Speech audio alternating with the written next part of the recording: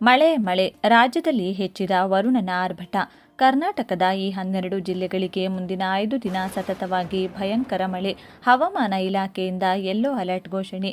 ಮಿಂಚು, ಗುಡುಗು, ಸಿಡಿಲು ಸಹಿತ ಪ್ರತಿ ಗಂಟೆಗೆ 40 ರಿಂದ 60 ಕಿಲೋಮೀಟರ್ ವೇಗದಲ್ಲಿ ಬೀಸುವ ಬಿರುಗಾಳಿ ಸಹಿತ ಮಳೆ ಬೀಳಲಿದ್ದು, ಹವಾಮಾನ ಇಲಾಖೆ ಎಚ್ಚರಿಕೆಯ ಅಲರ್ಟ್ ಘೋಷಣೆ ಮಾಡಿದ್ದು, ಸಾರ್ವಜನಿಕರಿಗೆ ಅಗತ್ಯ ಮುನ್ನೆಚ್ಚರಿಕೆಯನ್ನು ವಹಿಸಿಕೊಳ್ಳಲು ಸೂಚಿಸಲಾಗಿದೆ.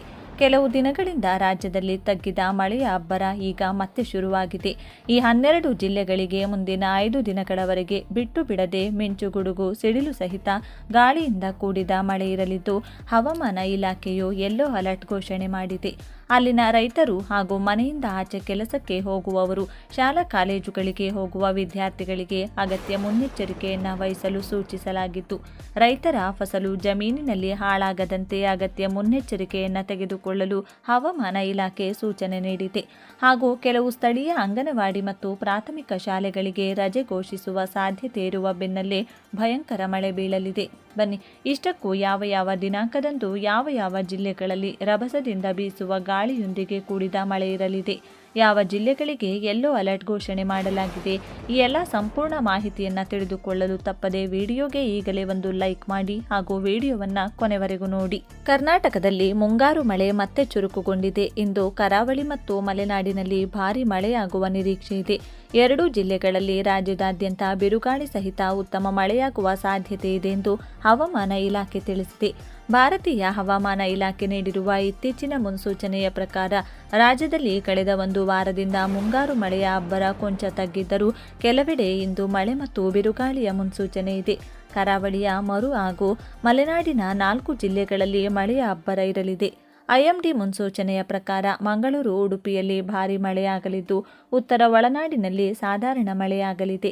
ಬೆಂಗಳೂರಿನಲ್ಲಿ ಹಗುರ ಮಳೆಯಾಗುವ ಸಾಧ್ಯತೆ ಇದೆ. ಮೀನುಗಾರರಿಗೆ ಮತ್ತು ನದಿಗಳ ಬಳಿ ಇರುವವರಿಗೆ ಎಚ್ಚರಿಕೆ ನೀಡಲಾಗಿದೆ. ಯಾವೆಲ್ಲ ಜಿಲ್ಲೆಗೆ ಅಲರ್ಟ್ ಘೋಷಣೆ? ದಕ್ಷಿಣ ಕನ್ನಡ, ಉಡುಪಿ ಮತ್ತು ಉತ್ತರ ಕನ್ನಡ ಜಿಲ್ಲೆಗಳ ಕೆಲವು ಭಾಗಗಳಲ್ಲಿ ಭಾರೀ ಮಳೆಯಾಗುವ ನಿರೀಕ್ಷೆ ಇದೆ. ಈ ಪ್ರದೇಶಗಳಲ್ಲಿ ಗಂಟೆಗೆ 30 ರಿಂದ 40 ಕಿಲೋಮೀಟರ್ ವೇಗದಲ್ಲಿ ಬಲವಾದ ಗಾಳಿ ಬೀಸಲಿದೆ ಎನ್ನಲಾಗಿದೆ. ಮುನ್ನೆಚ್ಚರಿಕಾ ಕ್ರಮವಾಗಿ ಯೆಲ್ಲೋ ಅಲರ್ಟ್ ಘೋಷಿಸಲಾಗಿದೆ. ಮಲೆನಾಡು ಜಿಲ್ಲೆಗಳಾದ ಕೊಡಗು, ಹಾಸನ, ಚಿಕ್ಕಮಗಳೂರು ಮತ್ತು ಶಿವಮೊಗ್ಗದ ಘಟ್ಟದ ಕೆಳಗಿನ ಪ್ರದೇಶಗಳಲ್ಲಿ ಮಳೆಯ ಪ್ರಮಾಣ ತುಸು ಹೆಚ್ಚಿರಲಿದೆ. ಉಳಿದೆಡೆ ಸಾಧಾರಣ ಮಳೆಯಾಗುವ ಮುನ್ಸೂಚನೆ ಇದೆ. ಉತ್ತರ ಒಳನಾಡಿನ ಜಿಲ್ಲೆಗಳಾದ ಬೆಳಗಾವಿ, ಧಾರವಾಡ, ಹಾವೇರಿ, ಕಲಬುರಗಿ, ಯಾದಗಿರಿಯಲ್ಲಿ ಸಾಧಾರಣ ಮಳೆಯಾಗಲಿದೆ.